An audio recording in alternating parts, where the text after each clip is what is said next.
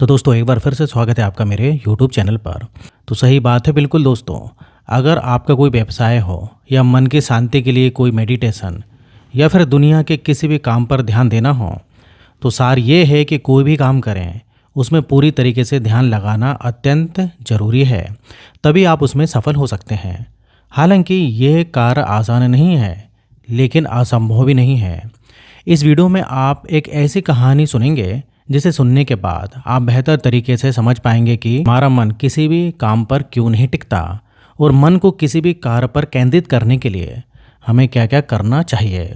लेकिन इसके लिए सबसे पहले आपको इस कहानी में अपने मन को केंद्रित करना होगा और यही ध्यान केंद्रित करने की यात्रा में आपका पहला कदम होगा। तो चलिए कहानी हम शुरू करते हैं। एक समय की बात है, एक जैन गुरु अपने शिष्यों को प्रतिदिन ध्यान यानी मेडिटेशन सिखाते थे। एक दिन एक शिष्य ने गुरु से कहा, गुरुजी, मैं पिछले कुछ दिनों से बहुत ही उलझन में हूँ। एक सवाल मुझे बहुत ही परेशान कर रहा है और मैंने उसका उत्तर पाने की बहुत कोशिश की है, लेकिन मुझे कोई भी समाधान नहीं मिला। क्या आप मुझे उस सवाल का उत्तर देंगे? गुरु ने कहा, हाँ, पूछो, क्या पूछना चाहते हो? तब शिष्य ने कहा, गुरुजी, जब भी मैं पानी पीता हूँ तो मेरी प्यास बुझ जाती है और ऐसा ही सभी के साथ होता है। जब भी कोई पानी पीता है उसकी प्यास बुझ जाती है। पानी सभी के लिए एक समान प्रभाव डालता है, लेकिन ध्यान के मामले में ऐसा क्यों नहीं होता? हम सब आपके बताए नियमों के अनुसार ध्यान करते हैं, फिर भी कुछ लोग बहुत जल्दी ध्यान की अवस्था में पहुंच जाते हैं, कुछ थोड़ी देर बाद, और कुछ कभी भी उस अवस्था में नहीं पहुंच पाते। यही सवाल मुझे बार बार परेशान करता है कि जब सभी को एक समान पानी दिया जाता है तो सबकी प्यास बुझ जाती है, लेकिन ध्यान में ये समानता क्यों नहीं होती? शिष्य की बात सुनकर जैन गुरु ने कहा, तुम्हारा सवाल ये है कि जब तुम ध्यान करने बैठते हो तो तुम्हारा मन उस पर क्यों नहीं टिकता, और ऐसा क्यों होता है कि कुछ लोगों का मन ध्यान पर जल्दी एकाग्र हो जाता है जबकि कुछ का कुछ देर से और कुछ का तो कभी नहीं होता। शिष्य ने कहा, हाँ गुरुजी। गुरु ने कहा, किसी भी काम में मन का ना लगना सिर्फ तुम्हारी समस्या नहीं है, ये सबकी समस्या है। लेकिन चिंता मत करो, तुम्हें तुम्हारे सवाल का जवाब कल मिल जाएगा। कल गांव के एक व्यक्ति ने मुझे अपने घर भोजन पर आमंत्रित किया है, इसलिए जब मैं उसके घर जाने के लिए निकलूंगा तो तुम भी मेरे साथ चलना। शिष्य ने कहा, ठीक है गुरुजी, मैं आपके साथ जरूर चलूँगा। अगले दिन जब गुरु जाने लगे तो शिष्य भी उनके साथ चल पड़ा। कुछ समय बाद वे दोनों गांव में एक सेठ के घर पहुँचे। सेठ ने उन दोनों का बहुत स्वागत किया और बैठने के लिए कहा। फिर सेठ ने अपनी पत्नी से तीनों के लिए खाना परोसने के लिए कहा। अब जैसे ही सेठ ने पहला निवाला खाया तो वह तुरंत गुस्से में अपनी पत्नी पर चिल्लाया, ये कैसा खाना है जिसमें कोई स्वाद नहीं है, और गुस्से में वह खाना छोड़कर वहाँ से चला गया।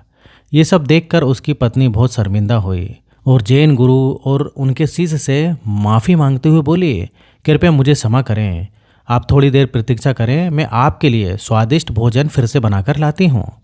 जैन गुरु ने सेठ की पत्नी से कहा, नहीं नहीं, इसकी कोई भी ज़रूरत नहीं है, तुम चिंता मत करो, ये खाना बहुत ही स्वादिष्ट है।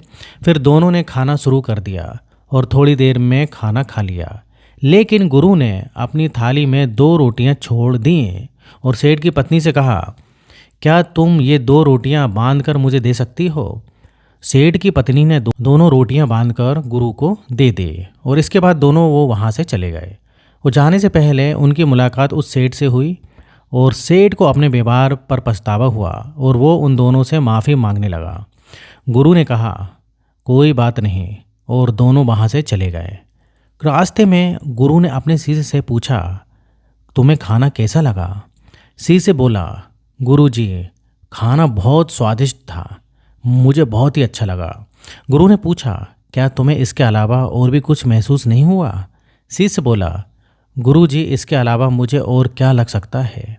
स्वादिष्ट खाना खाकर मुझे अच्छा लगा और मेरी भूख भी मिट गई। गुरु ने कहा, खाना बहुत ही स्वादिष्ट था, लेकिन जो खाना हमें परोसा गया था वही उस सेठ को भी परोसा गया था। फिर उस सेठ को खाना क्यों पसंद नहीं आया? यह सुनकर शिष्य सोच में पड़ गया और बोला, आप बिल्कुल सही कह रहे हैं गुरुजी, मैंने इस बारे में तो सोचा ही नहीं, आप भी कुछ बताइए। गुरु ने कहा, तुम मेरे साथ चलते रहो।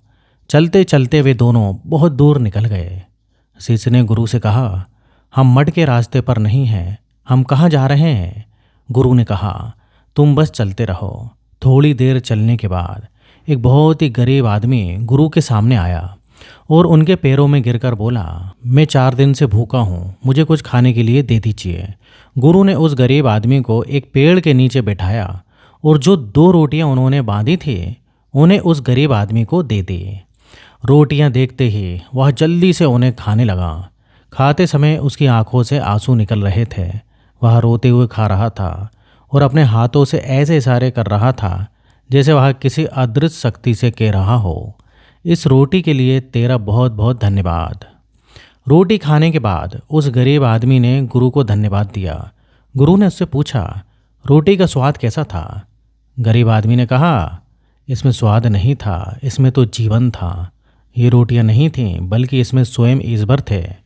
यह कहकर वह वहाँ से चला गया। गुरु ने शिष्य से कहा, देखा, भोजन तो वही था, लेकिन उस सेठ को इसमें कोई स्वाद नहीं लगा।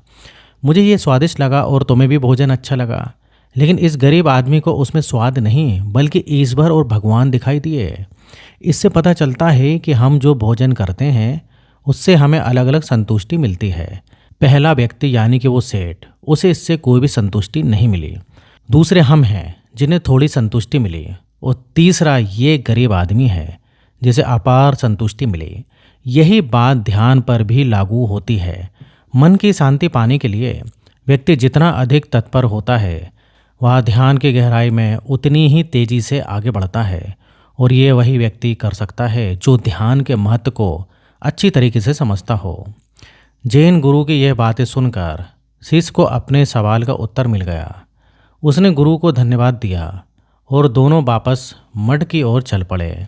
चलते चलते गुरु ने शिष्य से कहा, लेकिन यह उतना आसान नहीं है जितना तुम सोच रहे हो। यदि तुम चाहते हो कि तुम जो भी काम करो उसमें तुम्हारा ध्यान केंद्रित रहे, तो इसके लिए तुम्हें मन को समझना होगा।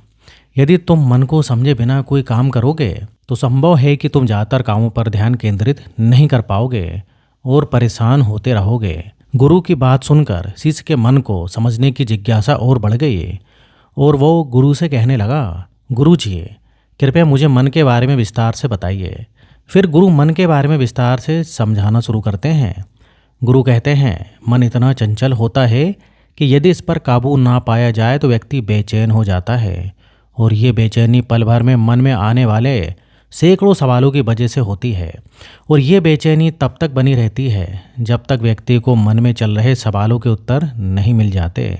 यही कारण है कि हम किसी भी काम पर ध्यान नहीं लगा पाते, और काम पर ध्यान केंद्रित करने के लिए मन का शांत होना बहुत ही जरूरी है। शिष्य ने पूछा, मास्टर, हम मन को शांत कैसे रख सकते हैं?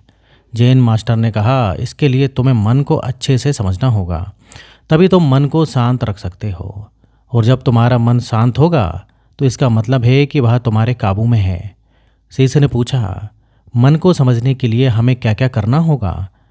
जैन गुरुजी ने कहा, मैं तुम्हें मन को समझने के 6 तरीके बताऊंगा। उन तरीकों को ध्यान से सुनना। पहला तरीका है अपने मन द्वारा दिए गए बेकार के लालच को देखना और उसे समझना। जब हमारा मन अनसा होता है तो हमें कई तरीके का लालच देता है, और यही लालच हमारी परेशानियों का कारण बनता है। लेकिन जिसने मन के लिए लालच को पहचान लिया, उसने मन को समझने का पहला तरीका सीख लिया। शिष्य ने पूछा, मास्टर, हमें कैसे पता चलेगा कि हमारा मन हमें लालच दे रहा है और वो लालच बेकार है? मास्टर ने कहा, इसका पता हमें अपने अनुभव से चलता है और कभी कभी दूसरों के अनुभव से भी। मन के लालच में आकर जो भी काम किया जाता है उसमें नुकसान ही होता है। नुकसान के बाद ही अनुभव होता है। यही अनुभव मन को समझने का पहला कदम है। फिर जैन गुरुजी ने शिष्य को चौथा तरीका बताया। मन को समझने का चौथा तरीका है कर्म। खुद को जानने के लिए सही दिशा में काम करना जरूरी है, लेकिन काम करते समय इंसान 2 गलतियां करता है। पहली गलती है किसी काम को शुरू ही नहीं करना, और दूसरी गलती है काम शुरू करके उसे पूरा ना करना। इन दोनों गलतियों के पीछे हमारा मन ही होता है। कुछ लोग इसलिए अपना काम शुरू नहीं कर पाते क्योंकि वे सोचते हैं कि वे काम कल से शुरू करेंगे और कुछ को लगता है कि वे फेल हो जाएंगे। इन गलतियों का मुख्य कारण है अवेयरनेस की कमी। अवेयरनेस की कमी के कारण ही मन इंसान को सही दिशा में आगे नहीं बढ़ने देता। इसलिए मन को जानने और समझने का पांचवा तरीका है अवेयरनेस। हर काम को अवेयरनेस के साथ करना बहुत ही ज़रूरी है। बिना अवेयरनेस के जिया गया हर पल और किया गया हर कोई भी काम मौत के समान है। शिष्य ने मास्टर से पूछा, मुझे अपने अवेयरनेस के लेवल को बढ़ाने के लिए क्या करना चाहिए? गुरुजी ने कहा, ध्यान मेडिटेशन। ध्यान के जरिए ही अवेयरनेस बढ़ाई जा सकती है। ध्यान मन को जानने, समझने और काबू करने का आखिरी तरीका है।